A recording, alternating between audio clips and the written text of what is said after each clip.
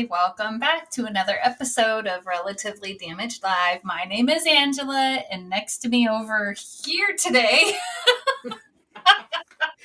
is Kat. I forgot. You didn't switch them back. We're making it all crazy today. We're in big trouble. We're changing things on everybody. Anyhow, the live shows are currently streamed on Mondays to Twitch, Twitter, YouTube, Facebook. I don't know where else. Kat's pages. We just put it out there for y'all. Remember to follow and subscribe. Share with your friends if you like the topic. We just talk about topics we find interesting. Usually it's a question for about 30 minutes. And today's topic is, can you trust life, or can we trust life? Depending on where you're looking for the topic, because it's two different places. Hey, thanks for coming. Trusting life is a big deal, at least for me. There's probably many periods throughout my life, I think, where I could not trust life. What do you think about that? Absolutely. You don't trust, what's going on. I can't believe it happened this way. And I find that when I am attached to a certain outcome and that outcome doesn't happen, that's when my trust is eroded. I did everything I was supposed to do, and it should have worked out this way.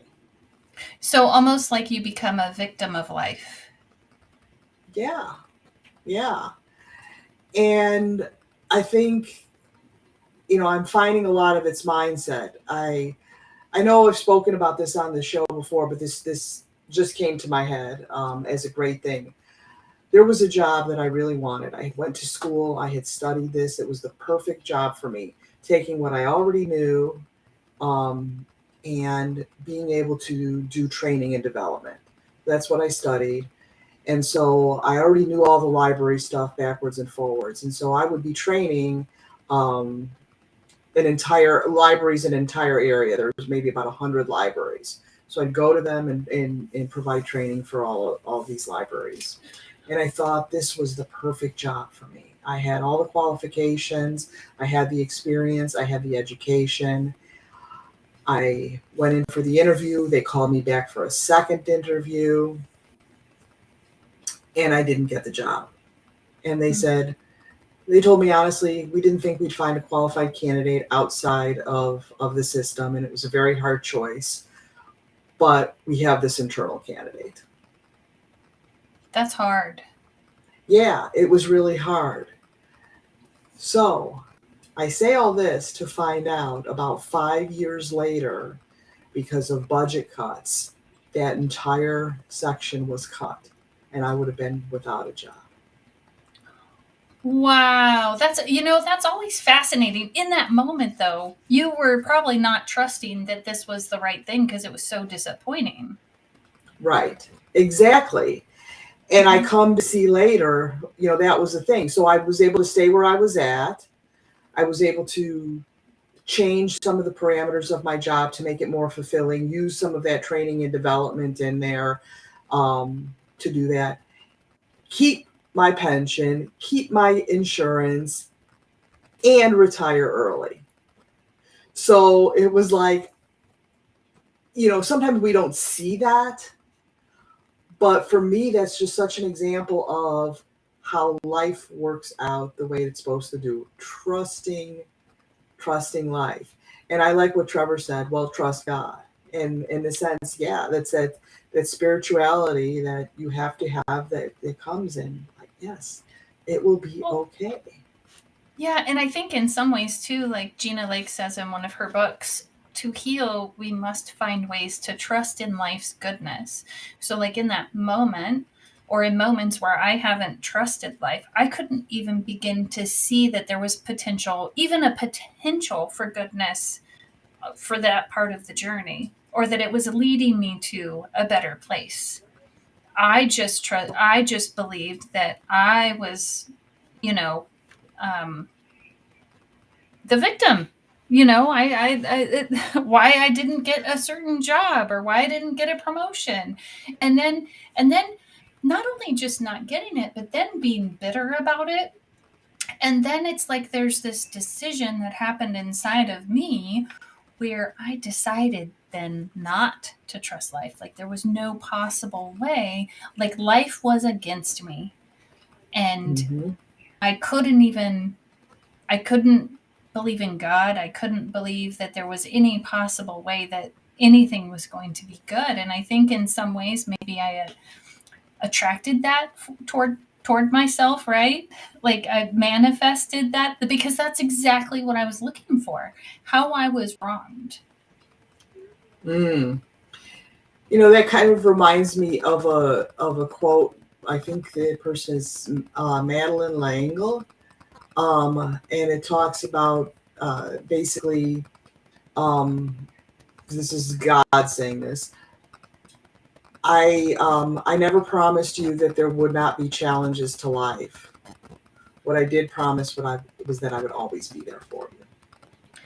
It's just so hard to see when you're in the middle of it. How do you, you Right. know, and then if you don't even like for me getting mad at God and then getting, like then what? Right? Then what could I even trust or believe in? Because it certainly wasn't humans. Yeah. Well, I think, first of all, I think part of it is, sometimes things happen. Understanding in the situation of the job, people will have a bias to what they already know. So there's already a familiarity with this other person, this internal candidate. Obviously that they called me back for a second interview and they gave me the respect to tell me the reason, and that was really it. Doesn't mean that this other candidate was better than me. It just means that they were more familiar with me. And so taking myself out of that equation, trying to look at it from an outside perspective as opposed to all that internal feeling and taking that and rolling around it and doing it, led me to thinking. Now, granted, it took some time. It was not something that I had right away, and certainly I didn't have the information that I had 5 years later Right. when that position was eliminated. That entire division was eliminated. Um, so seeing all that, it's just like, yeah, kind of trusting in a thing. And I think maybe as I get older, I see a perspective. I mean, I've had a number of things in my life that I just thought, oh my God, I can't get out of this. It's impossible. It's impossible. And when I just take that faith that everything's going to work out the way it's supposed to work out, Yeah. then I give that away. I give up my ego in trying to make it happen. It's got to happen and it's got to happen this way. I find that things turn out as at least as good as I expect, if not better. Right. There's another quote by Gina Lake that talks about the ego. It's a small paragraph. Life can be trusted because love is behind it all. This is not the point of view of the ego, of course, which is run by fear. The ego would be out of a job if you actually trusted life. Distrust of life is the ego's basic stance, and buying into the ego's distrust keeps you identified with it. The antidote, of course, is trust. However, this is a catch 22 because the only way to gain trust is to trust. At some point, you have to make the leap of faith, maybe at first by taking baby steps. Eventually, you see that life is supportive and good, and that even the challenges it presents are gifts. I like thinking of the ego as my head. Well, I call it getting stuck in my head instead of, Mm-hmm. and I'm so used to looking out from here that it takes real conscious awareness to move into my heart and to even see or believe in the possibility. Let's see, we've got a Facebook user that says, trust through relationship. His ways are higher than our ways. Lean not on our own understanding, trusting in his love to lead to his best outcome for us. So true. Mm-hmm. Yeah. But I'm wondering, like, when it seems like you've been defeated over and over and over again and you've lost the trust to life, how do we start to trust? And because Gina talks about little, maybe it's baby steps. What are some of those baby steps, right? How do I check that?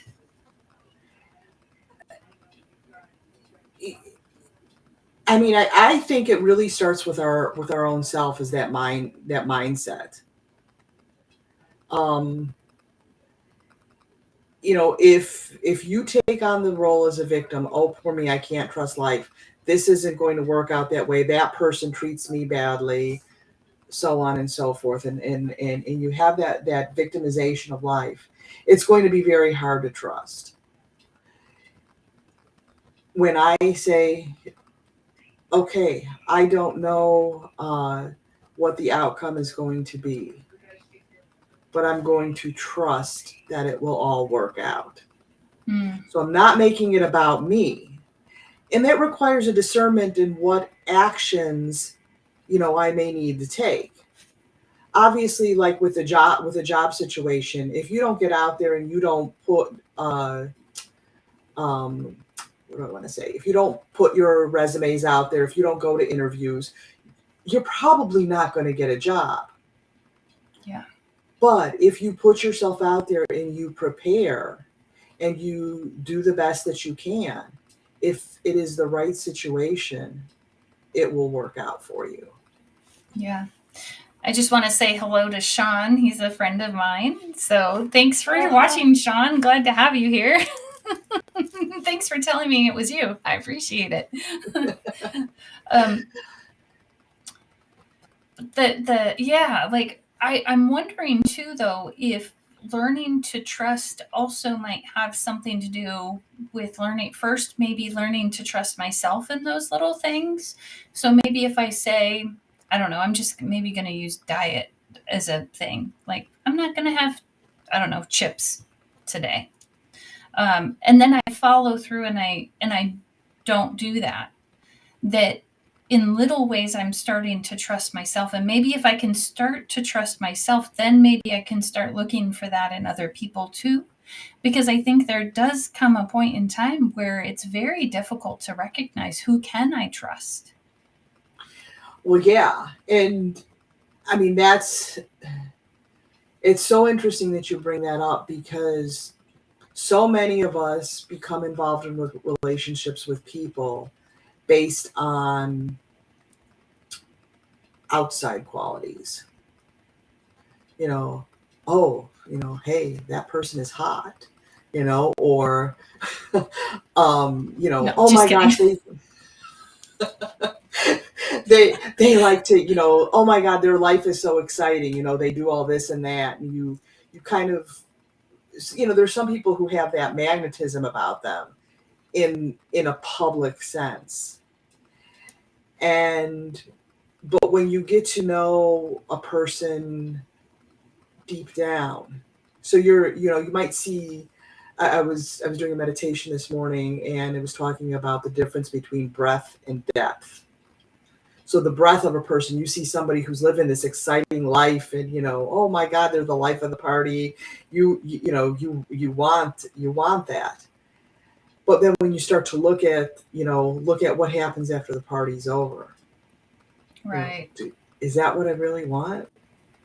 You Yeah. know, and then you look at the person of depth and the people who think, and you're like, yeah, that's where the true beauty lies. And then you can see whether or not that person can be trusted.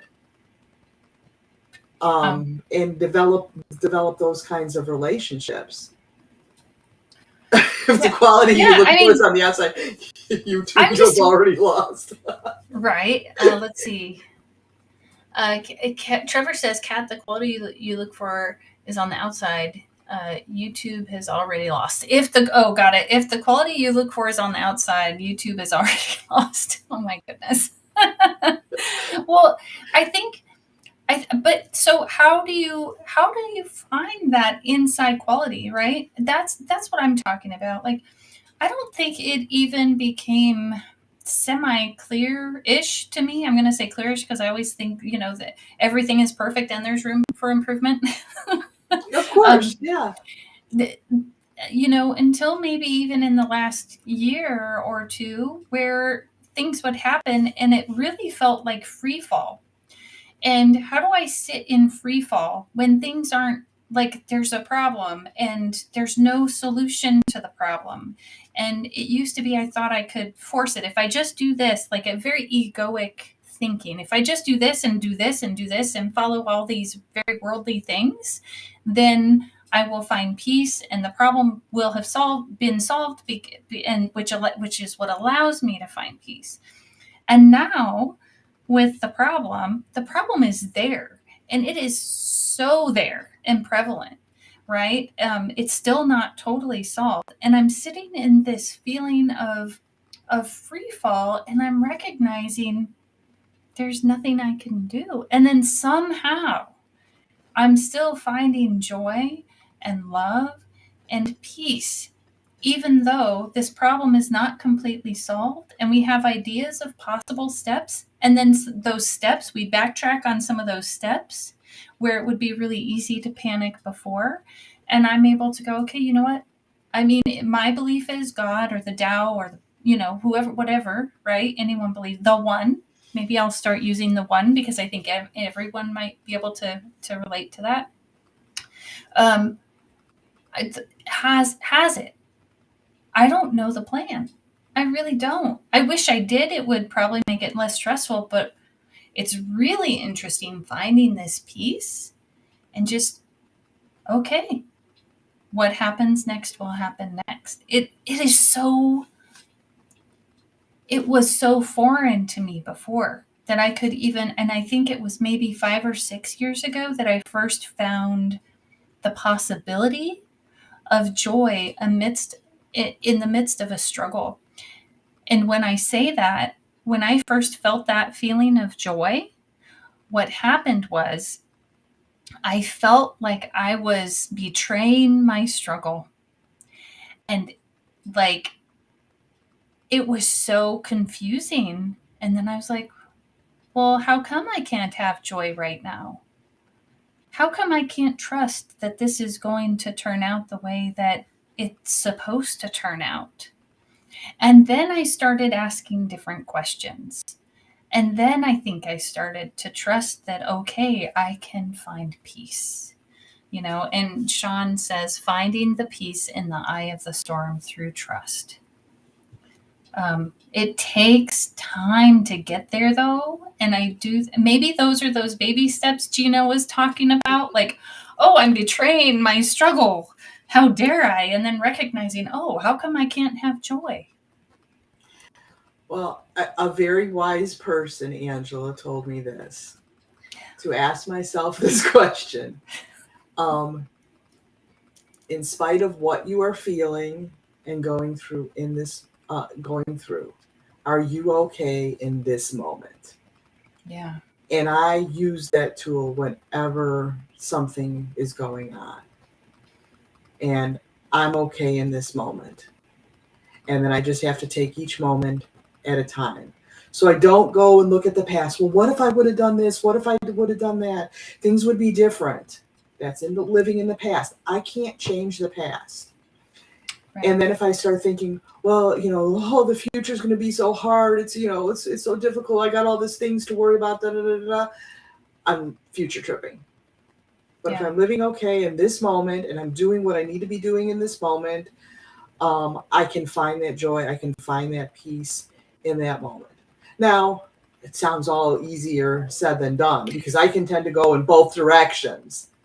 Trying to stay here in the present moment is hard. But that's why that question for me resonates so much. Yeah, and I think looking to the past or looking out in life at what's working for other people, and looking to both of those things is making a judgment. that whatever I did was wrong. And that's, I think it's Byron Katie who says every time I when I argue with reality, I lose 100% of the time. And the reality is that's what happened. And Yeah. the choice in that moment, I used to say, I'm gonna sidetrack here and then I'll go back. 100, I made it through 100% of my struggles to date, so I'm going to make it through this one to help me get, like, I didn't have the great question that you were talking about or that great thought process. But the real trusting, hold on, now I lost it. I should not sidetrack like that. It gets me in trouble. No, oh wait, there we go. See, that was good practice. I was shooting on myself. But going and deciding that something was wrong, that a choice that I made was wrong, is actually really not helpful, because in that moment, the reason I made that choice was because it was the best possible choice in that moment that I could see. So even if I'm in this moment now, looking back and saying this, what I did back then was wrong, was it? And how would I know? It couldn't have been, because it was the choice I made. So then maybe that's part of also what helps me start trusting that, because now I'm on this path, and while I might not like the path, I am exactly where I'm supposed to be. I think I'm just going to put a kind of clarification. I think if you're trying to make a good choice and you make a choice and it doesn't, with hindsight, you see it may not have been the best choice, but you did the best that you can. Sometimes we make choices in life that are stupid. I mean, it just is. I have made stupid choices before. Right. But if I look back and I get mad at myself about it, that's not helpful.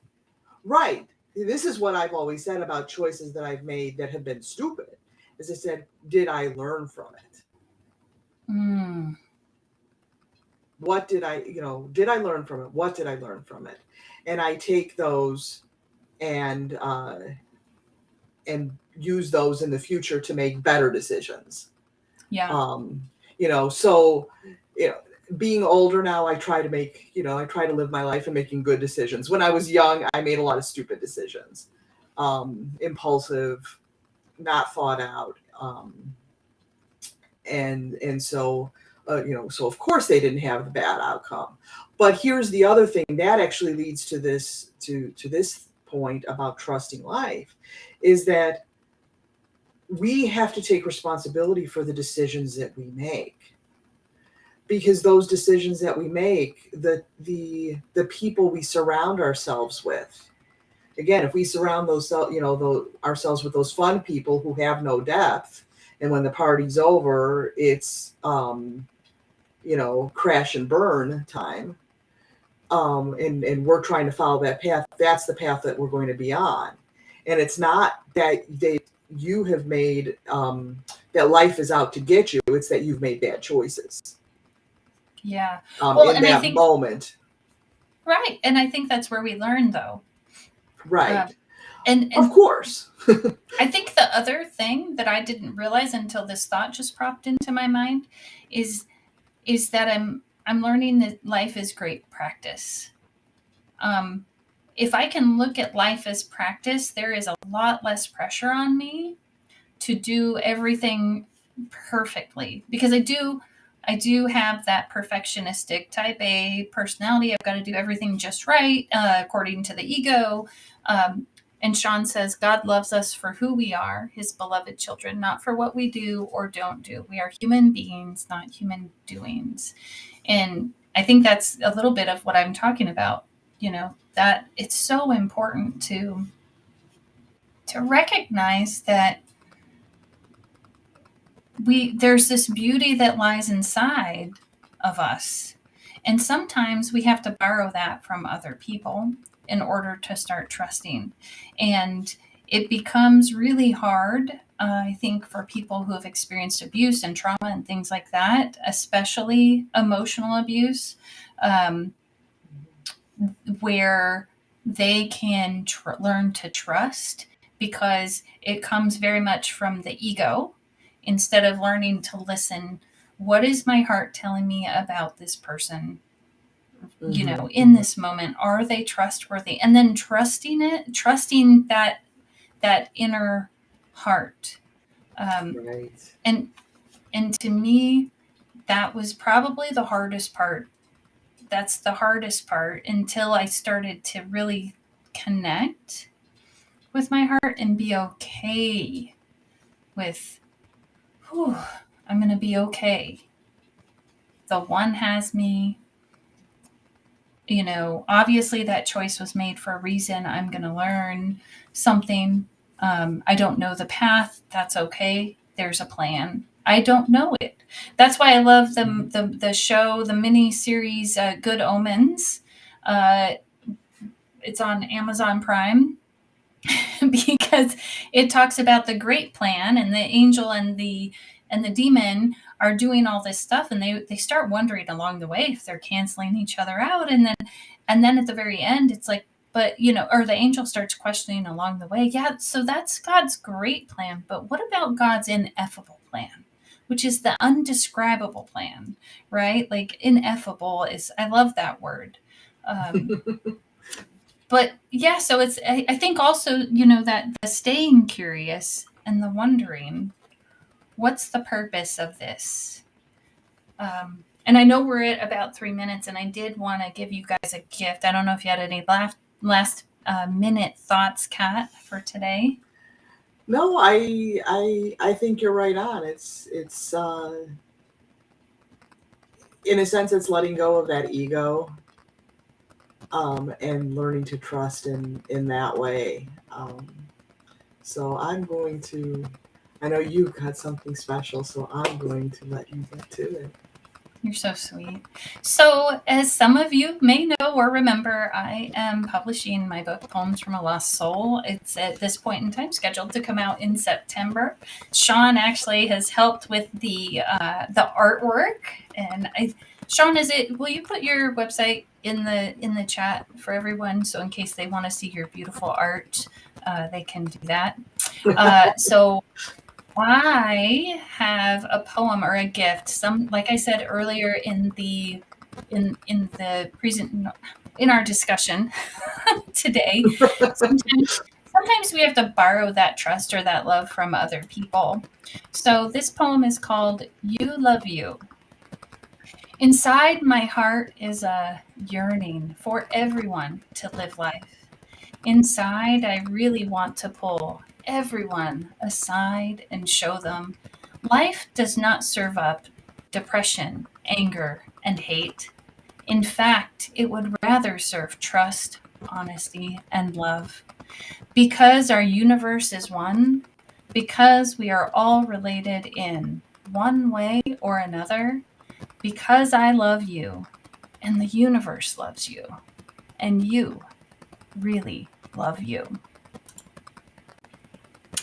So that's one of the poems from the book.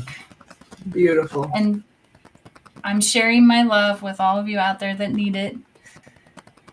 And just know it's there. It is. So thank you for Trust. joining us. Yeah, trust that it is there. We will send it to you. There's also a Relatively Damaged Life podcast where I interview those who've struggled and found hope and healing, and how they did that, how they overcame it. And you can find that on Apple, Spotify, I Am Heart, and pretty much anywhere you listen to your podcast. I'm Angela, and yes, this is... I am Kat. And we'll see you We will see you next week. Bye.